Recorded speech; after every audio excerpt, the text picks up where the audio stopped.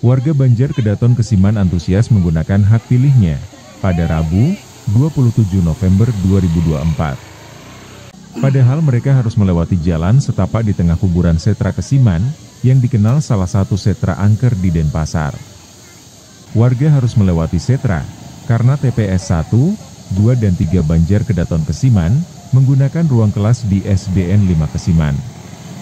Untuk menuju ke SDN 5 Kesiman satu-satunya akses jalan hanyalah lewat jalan setapak melewati setra, atau kuburan dengan pohon-pohon besar. Di 3 TPS ini melayani maksimal 520 pemilih tiap TPS. Bahkan salah satunya, yakni TPS 1 Kedaton menurut aparat kepolisian yang berjaga di lokasi, adalah termasuk TPS rawan. Dikatakan rawan karena di TPS ini pernah ada kejadian perobekan kertas suara oleh salah satu pendukung parpol saat pileg lalu. Makanya TPS ini dijaga 2 anggota Polri dan 2 TNI. Sueca Bali TV melaporkan.